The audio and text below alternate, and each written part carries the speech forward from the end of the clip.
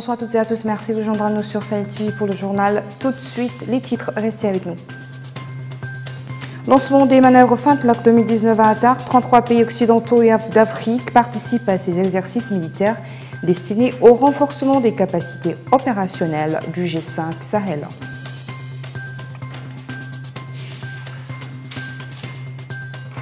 Shinqitiya, c'est le nom de la grande Mahadra qui sera créée bientôt à Akjouj. L'institution dispensera d'un enseignement académique et scientifique de haut niveau. La planification régionale, la localisation des objectifs du développement durable, le thème choisi pour l'atelier dans le cadre du programme d'appui à la gouvernance régionale et au développement économique local. Voilà pour les titres, merci de vous joindre à nous sur Sahel TV. Renforcer les capacités opérationnelles du G5 Sahel, c'est l'objectif du Fintlock 2019 qui a débuté aujourd'hui à Attar. Ce sont désormais les menaces réelles dans l'espace sahélo-saharien qui sont visées par ces manœuvres militaires conduites depuis 2005 par le commandement américain pour l'Afrique, Africom. 33 pays occidentaux et d'Afrique qui participent pour 10 jours. Sid Ahmed Beliatou. Ces manœuvres militaires multinationales sont organisées par des forces armées américaines avec la participation d'unités militaires de l'Espagne, de l'Italie, des États-Unis d'Amérique, en plus de 3 contingents de Mauritanie et d'un autre venu du Tchad. Au total, ce sont 2000 soldats venant de 33 pays qui prennent part à ces exercices militaires. Ces exercices sont l'occasion d'échanges de connaissances et d'expériences entre les différentes armées. La formation durera 10 jours, a annoncé l'armée dans un communiqué. Le Fintlock 2019 sera supervisé cette année par le Burkina Faso. L'état-major a noté que l'objectif de l'exercice est de développer les capacités opérationnelles des pays de l'espace sahélien dans le cadre d'un partenariat multilatéral. Cet important événement militaire annuel reflète la volonté des pays participants d'accroître le niveau de coopération militaire et de sécurité dans la région sahélo-saharienne pour booster la dynamique de lutte contre le terrorisme et la criminalité transnationale organisée. Les élèves sortant des Mahadra verront désormais leurs chances s'accroître avec la création prochaine d'une nouvelle université islamique à Akjouj, dénommée la Grande Mahadra Shinqitiya. L'institution se singularise par son ouverture aux sciences et aux autres disciplines modernes. Un reportage signé Hamaoula Jagala. Le centre de formation des oulémas et l'université Ibn Yassine sont out depuis plusieurs mois. Place bientôt à la grande Mahadra Shinqitiya qui sera créée à Akjouj. Selon les autorités qui en ont pris la décision jeudi dernier, cette nouvelle institution supérieure aura la particularité d'avoir une dimension académique et scientifique. C'est la première fois que sera fondée une Mahdara au sens académique du terme, avec un cursus de 8 années reparti sur 3 étapes. Chacune de ces étapes correspondra à un cursus universitaire déterminé.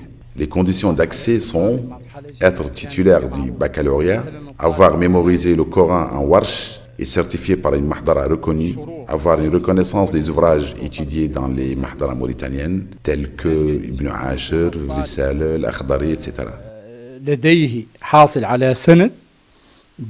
Une université de plus, pourquoi faire alors que celles qui ont été fermées jouent pratiquement le même rôle? C'est visiblement ailleurs qu'il faut chercher les problèmes et les régler.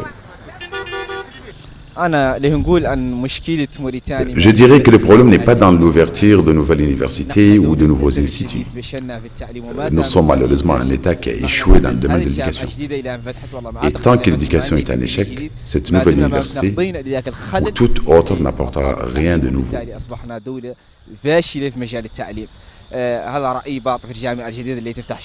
Régler le problème de l'éducation, certes, il y a aussi les enjeux familiaux à préserver avec les institutions qui existent même si on tient à en avoir de nouvelles. Je remercie le président de la République pour l'ouverture de cette nouvelle université, mais nous lui demandons de rouvrir le centre de formation des ulémas et de l'université Ibn Yassine, fréquentée par beaucoup des nôtres. L'ouverture de la Mahadra Shinqitiya n'est pas une chose que les citoyens peuvent refuser. Mais si c'est en contrepartie de la fermeture du centre de formation des ulémas, avec lequel elles partagent les mêmes critères et conditions, Nous pensons que ce n'est pas normal. Fermer des universités ou en ouvrir d'autres, il importe surtout de se montrer exigeant avec les contenus et la méthodologie. C'est ce que pensent certains jeunes qui trouvent que l'enseignement peut mieux faire. Par principe, je suis contre la fermeture de toute institution d'enseignement par-delà ses penchants politiques ou religieux. Mais je dois dire également que les universités et instituts que nous avons ici ont besoin d'être revus du point de vue de leur méthodologie et programmes qui laissent encore à désirer. Agjoust, ville minière où l'on extrait l'or et le cuivre, c'est ici que naîtra la grande Mahadara Chinguitia. Et c'est là que cohabiteront désormais étudiants en sciences islamiques, ouvriers spécialisés et autres techniciens de l'industrie extractive. Et pour parler de cette université, de son ouverture, de son impact, nous avons avec nous ce soir Mohamed El Hassan, professeur d'économie à l'université. Bonsoir professeur. Bonsoir. Merci d'être avec nous ce soir. Professeur, dites-nous, la Mauritanie dispose de l'Institut supérieur des études et recherches islamiques, ISERI, déjà. À votre avis, quelle différence pourrait apporter une université à vocation d'enseignement islamique alors qu'à Ayoun déjà aussi le pays dispose de l'université des sciences islamiques? Je vous remercie pour votre invitation. Je pense que tout dépend des programmes. Si les programmes sont différents, il doit y avoir un intérêt pour une université parce qu'on va enseigner ce qui n'est pas enseigné ailleurs. Mais si il y a chevauchement, s'il y a redondance, alors que les ressources du pays sont limitées, tant au niveau humain qu'au niveau financier, je ne vois pas un grand intérêt pour une nouvelle université, plutôt renforcer et développer et approfondir celle qui existe déjà, plutôt que de s'éparpiller dans cet enseignement. Il y a cet aspect que j'ai entendu d'exigence de baccalauréat et d'un enseignement scientifique à côté de l'enseignement islamique. Je pense que déjà avec la spécialisation, nous avons des problèmes. Si on arrive à avoir joué sur les deux tableaux, c'est une très bonne chose. C'est une très bonne chose d'avoir déjà le Coran, c'est la preuve que l'on peut acquérir quelque chose, mais tout mon souhait est que l'on puisse réussir les défis, parce qu'il s'agit d'un vrai défi. Parlant de défis, professeur, on a vu dans le reportage que certains citoyens déplorent la fermeture du centre de formation des oulémas de l'université Ibn Yassine, deux institutions proches des islamistes à travers Charhoul Dedao. Oui, vous savez, moi je n'aime pas que l'on politise le savoir, ni la culture, ni l'enseignement. Nous avons un enseignement qui a des problèmes, et des problèmes sérieux, et nous avons aussi des problèmes de résoudre nos problèmes politiques. Je pense qu'il serait bon que tous unissent leurs efforts pour que l'enseignement mauritanien réussisse et que tous ceux qui ont un apport conséquent, que ce soit de Daou ou quelque chose d'autre, puissent dispenser cet enseignement, d'autant plus que la réussite malheureusement de l'État dans ce domaine n'est pas évidente. Nous avons une réussite des Mahadra. Pourquoi? Parce que c'est une entreprise privée. Les gens sont motivés par ce qu'ils font et ils le font parce qu'ils aiment. Or, il y a trois handicaps au savoir dans ce pays. Le premier, c'est l'illusion monétaire. Quand les gens ne cherchent pas le savoir, mais ils cherchent un gain monétaire, cela atténue l'efficacité. Nous avons un autre handicap, c'est celui de la dépréciation de la culture et de la formation. Et ça, c'est quelque chose pour les Mahadra, au moins, il y a une certaine appréciation par la société, parce qu'il y a une baraka dans ce qu'ils font, alors que les autres, il faut une efficacité, un résultat qui n'est pas toujours au rendez-vous. Comme enjeu politique, à votre avis, justement on parlait de politique, les autorités seraient-ils en train de reprendre la main justement sur l'enseignement islamique, dans le but de contrôler les programmes? Vous savez, je pense qu'il y a intérêt dans cette diversification qu'il y ait une coordination, qu'il y ait une synergie entre les différentes universités et les différents enseignements. Mais histoire de contrôle, je pense que ce n'est pas d'un grand intérêt, ce n'est pas pertinent. Pourquoi contrôler l'enseignement? L'enseignement, il est celui que nous avons toujours connu et qui doit se développer et qui doit se diversifier. Et son contrôle ça, c'est des histoires, je pense, tout à fait politiciennes et desquelles on doit s'éloigner de part et d'autre. Je pense qu'il y a un autre élément, je pense, de moment que les gens n'ont pas vu, c'est celui du moment. Nous sommes à un moment de fin de mandat. Et je pense que c'est le moment de finaliser les dossiers, de faire les bilans, plutôt que de prendre de nouvelles décisions qui vont engager le pays. Et donc, il y a une certaine pudeur démocratique qu'il fallait avoir par rapport à ces décisions. Et j'espère, en tant que think tank, que le gouvernement actuel se concentre sur la finalisation des dossiers plutôt que de l'ouverture de nouveaux dossiers. Akjuj, c'est la ville qui va abriter la nouvelle université. Quel apport cela va-t-il permettre à cette cité à vocation plutôt minière? Vous savez, vous, les journalistes, vous n'allez pas me créer un problème avec la ville d'Akjuj et ses habitants que j'aime beaucoup, et parmi lesquels je compte de nombreux amis. Les téléspectateurs ou ceux que vous avez interviewés ont dit ce qu'ils ont dit. Pour ma part, je considère qu'effectivement, elle a la chance déjà d'être une ville minière.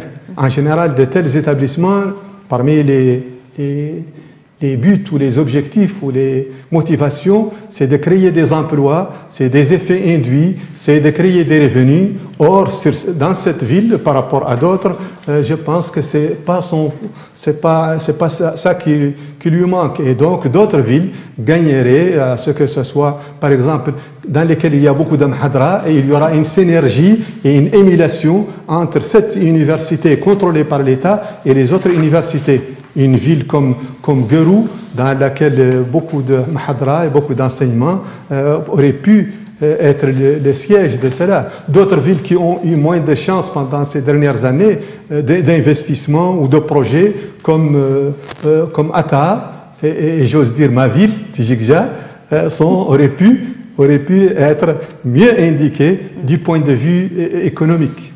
Eh bien, professeur, merci d'avoir répondu à nos questions. Je rappelle que vous êtes Mohamed El Hassan, professeur de l'université ici à Nouakchott. Merci beaucoup. Merci beaucoup. Dans le reste de l'actualité, les travaux d'un séminaire international sur la planification régionale et la localisation des objectifs du développement durable ODD ont débuté lundi à Nouakchott. Une opportunité pour les walis, présidents des conseils régionaux et responsables des cellules de planification du ministère de l'économie et des finances de discuter et de partager les expériences en matière de planification du développement régional et de la localisation des ODD dans le cadre du programme d'appui à la gouvernance régionale et au développement économique local. Pagourdel visant l'élaboration d'une boîte d'outils afin de renforcer les liens entre les différents conseils régionaux et les partenaires de développement. C'est un séminaire extrêmement important qui a un aspect technique qui va nous permettre de pouvoir éventuellement échanger avec les expériences des autres et de pouvoir échanger en vue d'élaborer des programmes régionaux qui seront soumis aux bailleurs de fonds, qui vont permettre un peu à ce qu'ils puissent accéder aux ressources nécessaires pour le financement de nos programmes. La Mauritanie abritera la finale de la Coupe des Nations africaines des moins de 20 ans en 2021. Le fanion a été remis vendredi soir à Niamey au Niger au président de la Fédération mauritanienne de football, Ahmed Ould Yahya, par le président de la Fédération africaine de football, Ahmed. Pour la Fédération mauritanienne de football, le choix de la Mauritanie pour organiser cette compétition vise à récompenser notre pays pour avoir accédé à la finale de la Coupe africaine de football. Rappelons que l'équipe nationale, les Morabitoun, a été choisie meilleure équipe africaine pour l'année 2018. La police mauritanienne a mis sur pied une commission d'enquête sur le meurtre du jeune Mohamedou Oulberou, tué il y a quelques jours. Cette commission d'enquête est conduite par le commissaire de police d'Elmina 1, Sidi Mohamed Oul Sida. Elle comprend les commissaires de police de Sepra 2 et de la police spéciale ainsi que des équipes d'investigation au niveau de Nouakchott Nord. Le corps sans vie de Mohamedou Oulberou présentant plutôt des cicatrices de mauvais traitements avait été retrouvé jeté dans un amas d'ordures au nord de la prison de Darnaïm 48 heures après son enlèvement. Dans l'actualité internationale, un soldat malien blessé dans un échange de tirs avec la force allemande présente au Mali dans le cadre de la force de maintien de la paix des Nations Unies. Un porte-parole de l'état-major des opérations allemandes a précisé qu'une colonne de soldats allemands a essuyé des tirs de nuit dans des conditions obscures, ajoutant que les soldats avaient répliqué aux tirs et ont pu regagner leur base dans de bonnes conditions. Selon l'armée allemande, l'incident est intervenu dans la nuit de samedi à dimanche, alors que les soldats allemands revenaient d'une mission au cours de laquelle ils devaient récupérer un engin militaire de près de 50 km de leur base à Gao, dans l'ouest malien. Le soldat blessé a été transporté à l'hôpital des forces françaises. Sa santé serait inquiétante. Les forces démocratiques syriennes FDS ont prévu d'annoncer leur victoire sur l'État islamique dans les prochains jours, mais les djihadistes terrés dans une poche du village de Baghouz, de moins d'un demi-kilomètre carré, livrent une résistance farouche. Les djihadistes ont enfui un océan de mines et creusé des tunnels pour se cacher. Ils lancent régulièrement des attaques kamikazes et empêchent les civils de sortir, disent les FDS. Par ailleurs, 24 personnes, dont 16 civils, ont été tuées ce lundi dans un double attentat dans la ville d'Idleb au nord-ouest, dominée par l'organisation djihadiste Hayat el-Tahrir al-Sham. Le gouvernement yéménite et les représentants de la rébellion Houthi se sont entendus sur la phase 1 du redéploiement de leurs forces prévues par l'accord de décembre dernier sur le statut de la ville portuaire de Dida. C'est ce qu'annoncent les Nations Unies. La phase 1 prévoit que les Houthis se retirent des ports de Dida, Salif et Ras Issa et que les forces de la coalition sous commandement saoudien qui les combat se retirent de la périphérie de Dida. Une trêve est entrée en vigueur le 18 décembre dernier dans le port yéménite. Le communiqué de l'ONU précise que les deux parties ont également conclu un accord de principe sur la phase 2 qui prévoit le retrait des forces gouvernementales et les rebelles de toute la province d'Odéda. Voilà, sur l'actualité internationale que s'achève ce journal. Merci à vous de nous avoir suivis. Le rappel des titres. Lancement des manœuvres Flintlock 2019 à Attar. 33 pays occidentaux et d'Afrique participent à ces exercices militaires destinés au renforcement des capacités opérationnelles du G5 Sahel. Cheritia, c'est le nom de la grande Mahada qui sera créée bientôt à Nouakchott. L'institution dispensera un enseignement académique et scientifique de haut niveau.